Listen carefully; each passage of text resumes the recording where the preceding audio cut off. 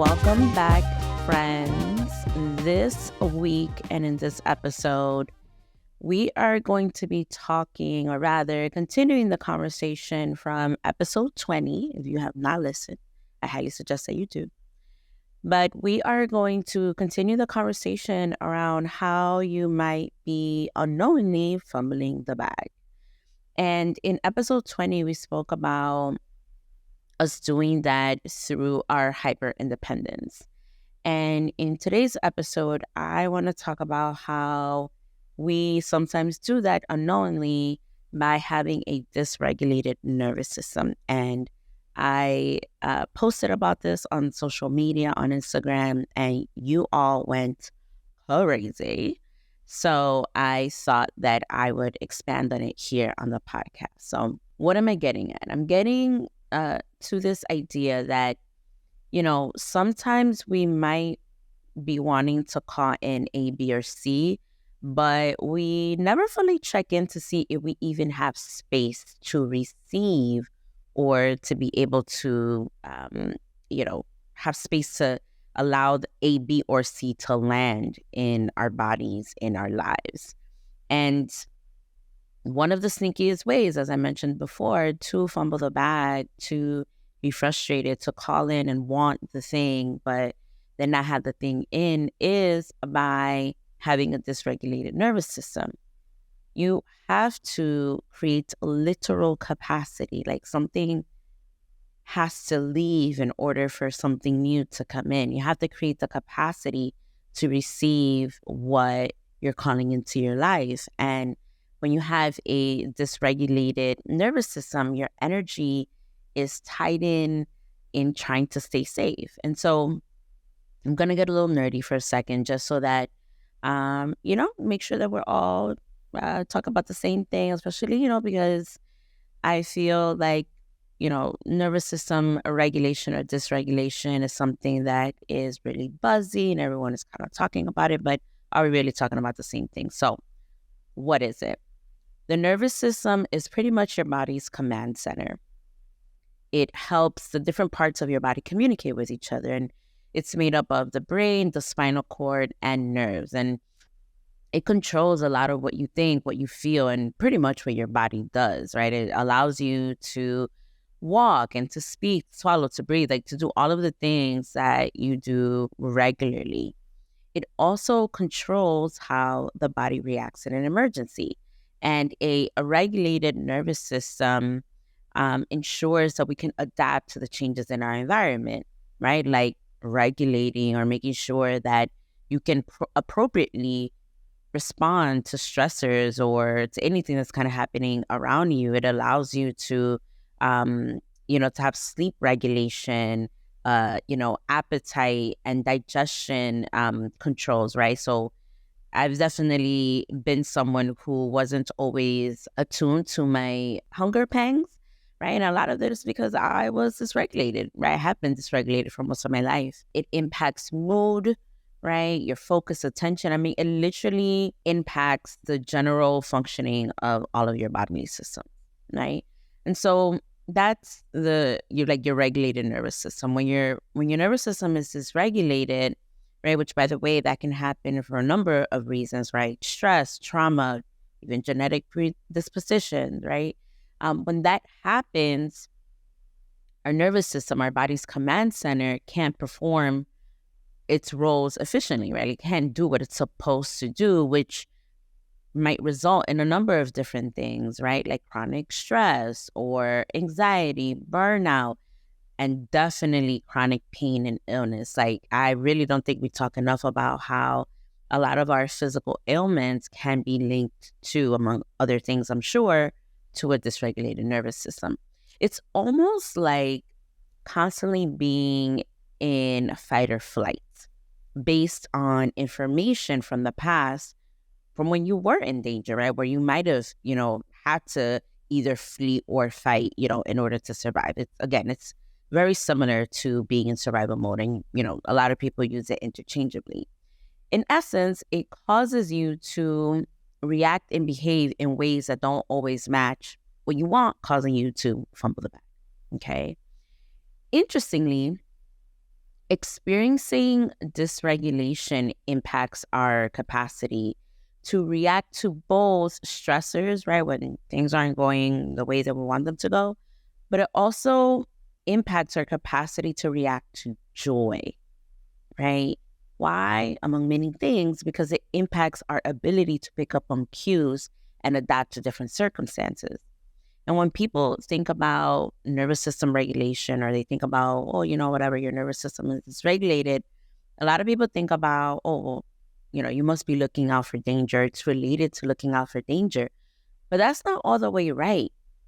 What most people find surprising is that when you're constantly looking for danger, it's also easy to miss the ease, right? Energy goes where attention flows.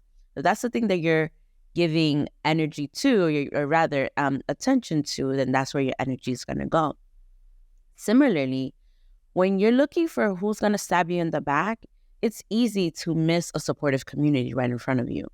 When you're worried about not making enough money, it's easy to miss easeful opportunities to get the bag that, again, might be right in front of you. When you're worried about attracting fuckboys and not being cheated on, it's easy to miss a person who's emotionally available and interested in being in a committed relationship with you, right? We live in an inherently traumatic society, right? And this idea of like too much too fast. I mean, just look at the news cycle, look at how quickly, and easily we have access to things, right? So regulating your nervous system is absolutely critical for you to not only stop fumbling the bag, right? And that could be the financial bag, the legacy bag, the love bag, or like whatever the bag is for you. But it's also absolutely crucial for you to be well. So how do you do that? You probably heard me say this. You probably know where I'm going. It all starts with awareness, friends. And I know that doesn't sound sexy. It doesn't sound like, like the coolest thing, but it's where everything begins. Everything begins with awareness. If you're not attuned to your body, which is always communicating with you, by the way, if you're not attuned to your emotions, if you can't pick up that you're stressed, if you can't pick up that you're tired, that you're hungry, that you're ill, you can be unknowingly colluding with a nervous system that is operating based on outdated information. In my work with women on maternal injuries, for those of them who are, looking for love, they're attracting the same partners, right? They're attracting partners who are exhibiting the same type of behaviors or just patterns, right, from their parents or just people that they know, like things that they want to break. They're dating men and they're not sticking, right? Meaning that they only go on a few dates and either they get ghosted or things fizzle, or they end up in situationships, right? So they come to me for these types of things, and what's the first thing we do? We go to the body. We have to build bodily awareness, right? And what I mean by that is, sometimes we got to pull out the feelings wheel, right? Like the feelings chart, like, what are you feeling? Point to the feeling, right? Like there's no shame in that. I have a feelings chart that lives on my desktop, and I am always referring to it because sometimes, you have a variety of feelings that you don't even know what they are. Like that is no shame. So, part of building bodily awareness is being able to identify your feelings, right? Is being able to say like, oh, wait, my chest is tight. Or, oh, wait, whenever I talk about this, my heart beats really fast, or my hands start to sweat, or, just talking about these things is making my throat feel like it's on fire. That is bodily awareness. That is your body trying to communicate to you, right? So after we build that bodily awareness, then, we talk about the meaning around that awareness and those sensations, because those feelings have wisdom, right? What do they want us to know? What time in our past maybe do they want us to go back to, because there's still information there that they need for this present moment, right? And then we take that meaning, that wisdom, and we figure out where does it belong, if anywhere, right? Sometimes, actually, I'm going to be honest, most times that meaning is tied to a story from when you were younger that isn't even true anymore, right? There's some massaging there that needs to happen, right? So that we can dissolve, we can metabolize, we can alchemize that wisdom into something that can be useful or supportive in the now, right? There's some bearing witness that needs to happen a lot of the time, right? Because again, we live in a traumatic society, inherently traumatic society. We're always on the go. Very few times we have the capacity, the time, the space, the wherewithal, right? The awareness to be able to pause and just even be with what we've been through, right? And again, that doesn't mean that you have to stay there forever. But a lot of times, that going back there, that time, that wisdom has pieces that we need right now in this present moment, right? And so after we develop that deep awareness, right, that awareness has to go somewhere. Otherwise, it's like, when you apply product to your hair and the shit just stays on top of your hair, like it ain't going nowhere. There's no porosity there, right? We don't want that, but we don't want the same thing to happen with our awareness. We want to put that awareness to use. We want to put it to work. Where does it go, right? And so I like to think of it as, painful situations that cause our nervous system to become dysregulated. It creates like nooks and crannies. It creates gaps within our tissues, within our being, within our spirit, within our body, right? It's in your nervous system. And so the way that I like to think about, like, what do we do with this awareness? It's almost like this awareness seeps into those gaps, into those nooks and those crannies to make them whole again, right? It's that embodied awareness that then creates safety and creates alignment between what you want and how you behave, so that when you say that you want love, you don't feel like you're in danger as you go towards that love, but you feel like you have the tools, right? That you feel like you're in a resource to actually go towards what you want, right? The narrative you create also becomes different. And I'm going to give you another example here, just from like my own personal life, of something that happened to me and kind of how I supported myself when a wound of mine was triggered. And so I was a part of a group, and I made the decision to leave that group, and I have a wound around belonging. And that wound was triggered like no tomorrow. And so cognitively, in my mind, I knew that leaving this group was the right thing to do. But my body was like, nah, girl, danger. Let's sound the alarm. We need the cops here. We need EMT. We need the firefighters. Like, there is an emergency here. All the alarms went off, right? And that was me and my reptilian brain, right? Your reptilian brain is a part of your brain, right? It's like primal brain. It's all about survival. That's where my body was, even though in my mind, right, like I knew I'd made this decision because I knew that was the right thing. My body was not in sync with this decision that I had made. So what did I do?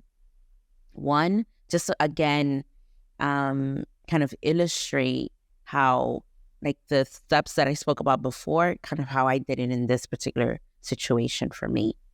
First thing I did was I had awareness around what was happening, right? I remember I started to, my breathing got really shallow. My heart starting to beat really fast.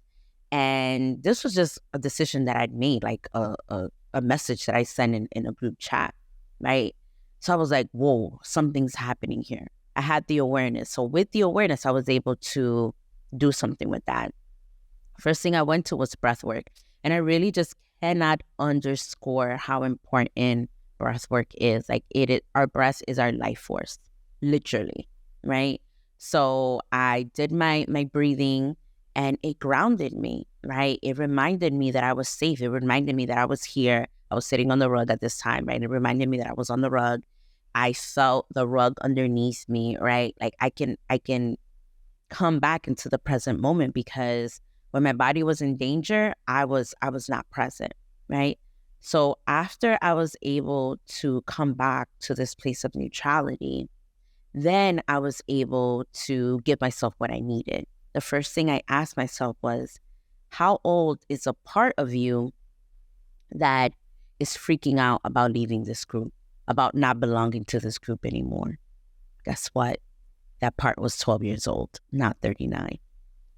And so with that awareness, now I can soothe, right, that part of myself. Now I can give myself even more of what I need, so that, right, those parts can merge, right? And it's not a 12-year-old part that is running the shots here. Now I can take action in a way that matches what I desire, okay? And I wanted to give you this example because I want to make it very clear that nervous system regulation is not like a one and done thing. It's not something that you do one time and then like you're good. It is a practice. It is a lifestyle, if you will. And so, this year that I shared, it's not like it's a formula, but that is my practice, right? That's a practice that I have made mine. That's what helps me and has supported me, right? And I wasn't always able to do this for myself, right? Again, this has come with a lot of ritual, right? A lot of practice. And sometimes I need help. Actually, a lot of times I need help, right? And sometimes I need to tap my support system and say, like, so who's available, right? To help me through this, to help me regulate here, because I am unwell, okay? And so whether you work with a coach or a therapist or any other type of practitioner, I really want to invite you to focus on building that awareness, right? Which will eventually lead to increased capacity to not only deal with stress, right? Which is inevitable, like it's certain, like it's just the world that we live in, but it also helps you increase capacity to let joy in, right? It's one of the key ways to be able to fast track your success and your legacy goals. When this doesn't happen, you can end up making permanent decisions based on temporary emotions. And we all know that doesn't always lead to the things that we want.